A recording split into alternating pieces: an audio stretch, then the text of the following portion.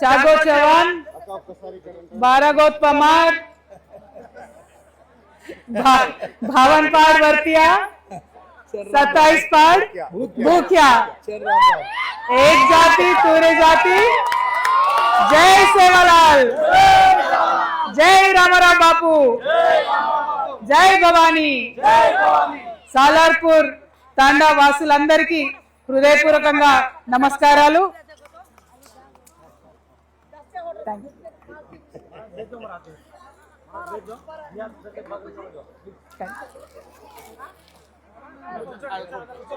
పెద్దలు గౌరవనీయులు బంజారా జాతిని మంచి మార్గంలో నడిపిస్తున్నటువంటి గురువు గారు భోజు నాయక్ గారు, అట్లానే సాలార్పూర్ తండా గ్రామ పెద్దలు, వేదిక మీద ఉన్నటువంటి వారందరికీ, సర్పంచులకు, మాజీ సర్పంచులకు, తాజా ఉప సర్పంచులకు, తాజా సర్పంచులకు, వార్డు మెంబర్లకు, తండా పెద్దలకు, మరి అందరికంటే ఎక్కువ మా తమ్ముడు రవి రాథోడ్ గారికి, ఎందుకంటే రవి రాథోడ్ వచ్చి మన రాష్ట్రంలో ఉన్నటువంటి నిరుద్యోగులందరికీ కూడా జాగృతి సేవలు చేసేటట్టుగా చేసిండు। అతనికి ఉద్యోగం లేదు, నిరుద్యోగ సమస్య అంటే తెలుసు కాబట్టి తనలాంటి నిరుద్యోగ మిత్రులందరినీ కూడా కూడగట్టి నా దగ్గరికి తీసుకొచ్చి మరి ఖచ్చితంగా జాగృతి వీళ్ళ పక్షాన నిలవాలక్క అని చెప్పి మా వెంటబడి మరి వారందరి పక్షాన మేము నిలబడేటట్టు చేస్తున్న రవి రాథోడ్ గారిని మనస్ఫూర్తిగా అభినందిస్తున్నాను। ఇవాళ గ్రూప్ 1 రాసినటువంటి పిల్లలు అనేక బాధలు పడుతున్నారు। వారందరూ కూడా చదువుకొని హైదరాబాద్లో ఉండి ఉద్యోగాల కోసం ప్రయత్నం చేస్తూ మరి ఆ ఉద్యోగంలో, ఆ ఎగ్జామ్లో ఏదో ఒక రకమైన మోసం అవుతున్నది, ప్రతిసారి మోసపోతున్నారు। తెలంగాణ వచ్చి 12 ఏళ్ళైంది। ఈ 12 ఏళ్లలో 3 సార్లు గ్రూప్ 1 పెడితే 3 సార్లు కూడా గ్రూప్ 1 పరీక్షలో ఇబ్బంది అయ్యి చదువుకునే పిల్లలందరూ కూడా బాధపడతా ఉన్నారు। కాబట్టి మొన్న పెట్టిన గ్రూప్ 1లో ఏదైతే అభ్యర్థులు మోసపోయినరో రవి రాథోడ్ గారి యొక్క ఆలోచనతోని తెలంగాణ జాగృతి అంతా కూడా వారి పక్షాన నిలబడి మరి కోర్టులో కూడా వారికి మద్దతు ఇస్తూ వారితోని లీగల్గా కూడా కొట్లాడుతూ ఉన్నాం। నేను అనేది ఒకటే, ఈ రాష్ట్రంలో చదువుకొని నీతిగా, నిజాయితీగా, మేధస్సుతోని పరీక్ష రాసినటువంటి ప్రతి పిల్లవాడికి ఉద్యోగం చక్కగా రావాలి, ఎటువంటి మోసం జరగకూడదు।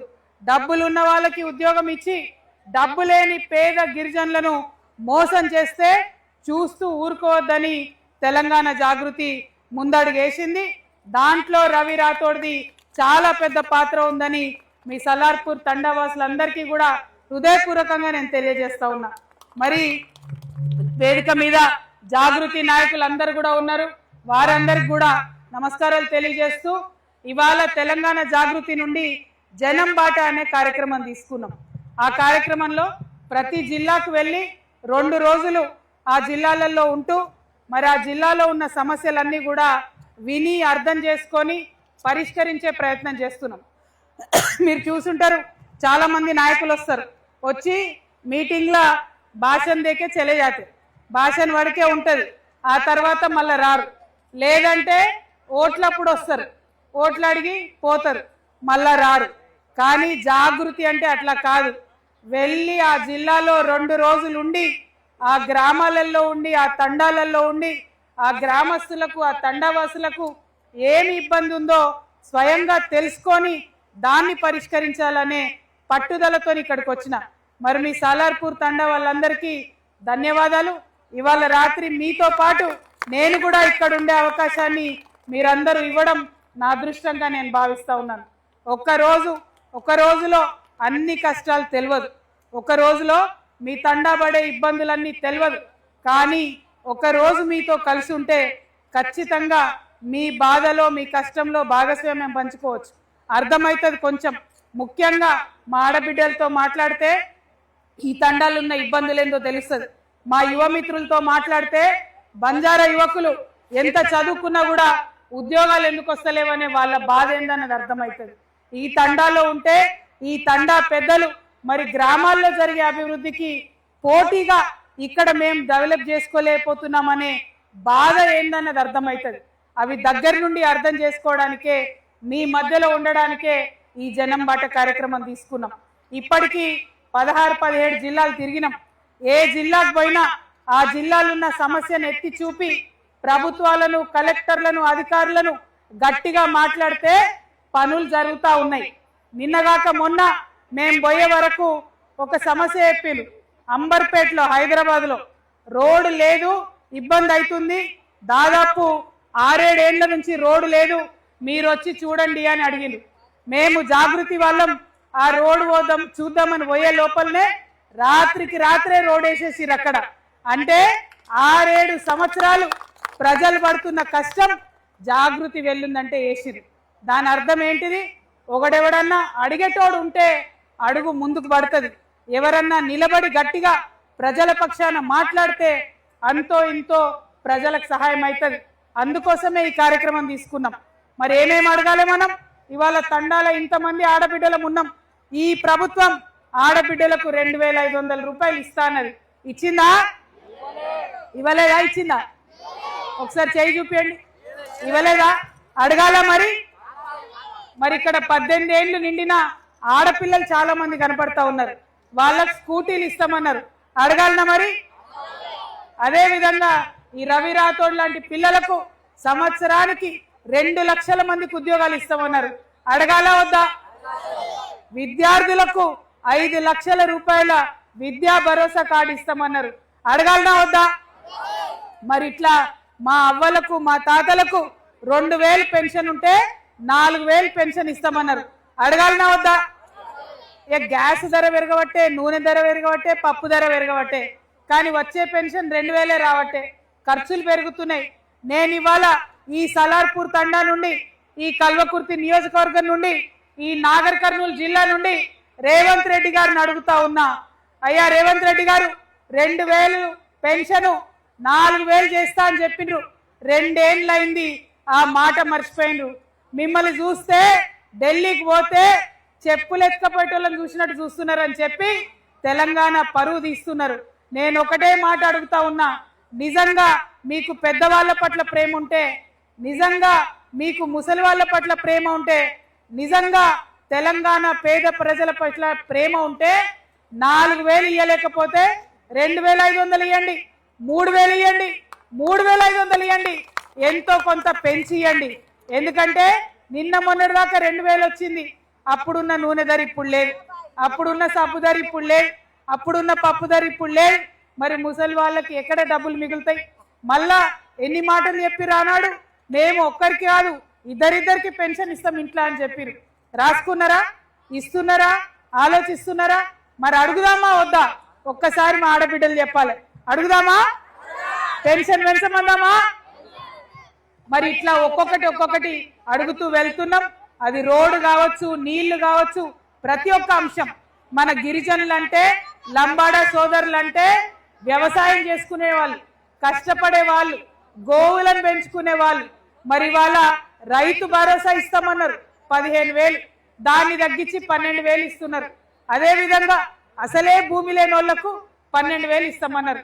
అవి కూడా ఇవ్వడం లేదు. మరి ఇవన్నీ అంశాలు ఒక్కొక్కటి మాట్లాడి అడిగితేనే ముందట పడుతుంది. కాబట్టి వెళ్తూ ప్రత్యేకంగా అడుగుతున్నాం.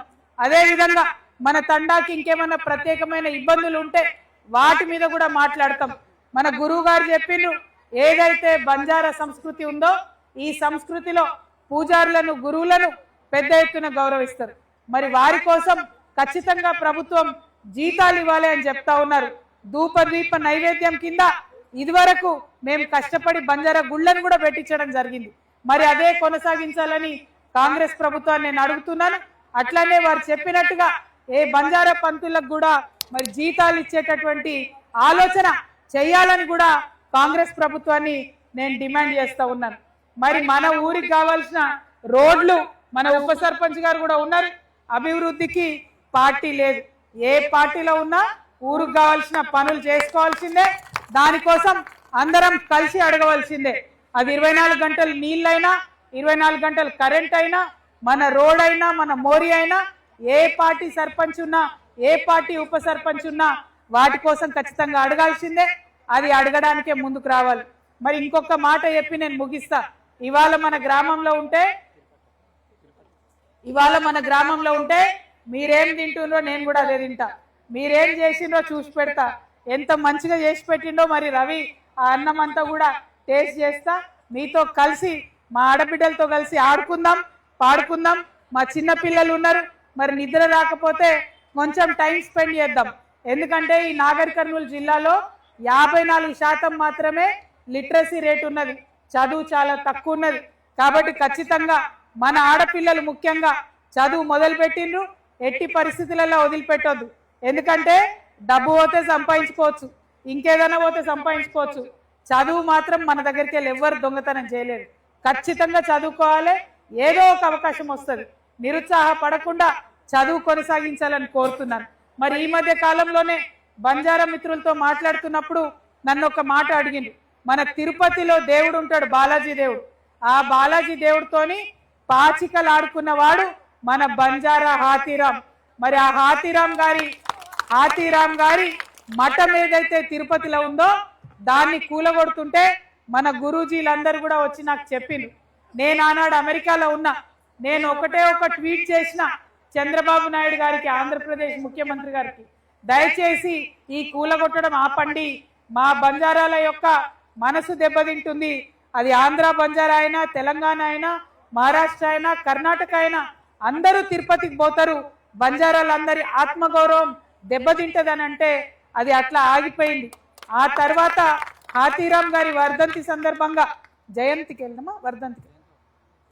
వర్ధంతి సందర్భంగా మరి మేమందరం గురువులతో కలిసి నేను కూడా వెళ్ళి తిరుపతిలో దర్శించుకొని రావడం జరిగింది. మీ అందరికీ నేను మాట ఇస్తా ఉన్నా, ఆ తిరుపతిలో ఉండేటటువంటి హాతీరాం యొక్క మఠాన్ని మనందరం వాడుకునేటట్టు, తెలంగాణ నుండి బంజారాలు ఎవరైనా తిరుపతికి పోతే అక్కడ మనకు వసతి ఏర్పాటు చేసేటట్టు ఆంధ్రప్రదేశ్ గవర్నమెంట్తో మాట్లాడి ఖచ్చితంగా సాధించుకుందాం. దానికి జాగృతి ముందడుగులో ఉంటుందని చెప్పి మీ అందరికి కూడా తెలియజేస్తా ఉన్నా. అదేవిధంగా మరి 10% రిజర్వేషన్ వస్తుంది, దానికి తగ్గట్టుగా అనేక మంచి కార్యక్రమాలు జరుగుతున్నాయి.